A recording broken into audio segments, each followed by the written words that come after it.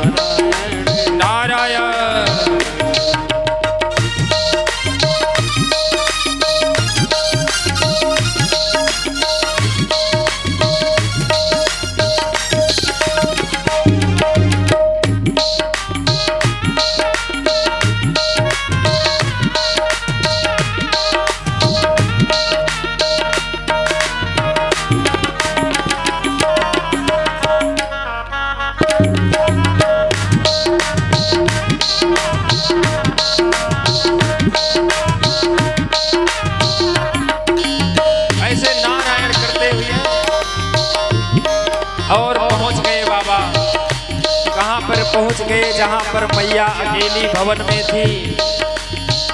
और मैया को अकेली भवन में पा करके बाबा ने प्रणाम किया। देखिए यहाँ पे कैसी विसंगति लगेगी आपको। नारद जी कौन है? नारद जी पार्वती मैया के गुरुजी हैं। और गुरुजी पहुंच गए मैया के आश्रम में, अलख जगाई। और मैया ने सोचा कि कोई संत द्वार पर आया तो देखे, अरे देवर्षि नारद, अरे बाबा बाबा, अनेक प्रकार से अभिवादन वंदन करते हुए आइए आइए सुंदर पूजन करने के लिए आसन दिया। विराजिए महाराज। मन ही मन प्रमुदित हो रहे हैं श्री नारद जी महाराज। पूजन किया, वंदन किया। मैया ने थाल सजा करके लड्डुओं का बाबा के पास रख दिया और कहा, बाबा भोग लगाइए। बाबा ने कहा कि मैया, भोले बाबा नहीं दिख रहे, तो बोले कहीं समाधि में बैठे होंगे, देख करके तो आ रहे हैं, लेकिन नारद का स्वरूप क्या, नारद का स्वभाव है। कभी कभी घर में भी तो लोग एक दूसरे को नारद बोल दिया करते हैं।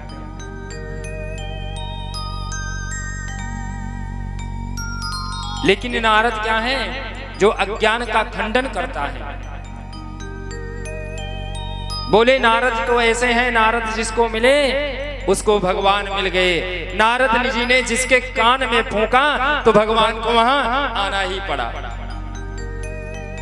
आज बाबा के आश्रम में पहुंच गए जहां पर बड़ी शांति है, बहुत प्रेम प्रसृत होता है। ऐसे बाबा के आज आश्रम में पहुंच करके और मैया से पूछने लगे कि बाबा तो नहीं है। मैया ने कहा कि बाबा तो नहीं है, बाबा तो भजन में तल्लीन हैं। आप लड्डुओं का भोग लगाइए। बाबा ने कहा कि मैया मैं खाता नहीं हूं कहीं। मैया ने कहा बहुत दिन के बाद आप आए हो और आने के बाद आप जल भी नहीं ग्रहण करोगे। बोले मैया इसीलिए तो आना जाना बंद कर दिया ना, क्योंकि किसी के घर में प्रेम नहीं रहा। और जानते हैं ना कि संत समागम हरि भजन जग में दुर्लभ दोए, श्रुत द्वारा धन लक्ष्मी, पापी घर भी होए। बोले संत की सानिध्य एक क्षण के लिए प्राप्त हो जाए तो वो हमारे जीवन को बदल देती है, हमारे संस्कार को बदल देती है।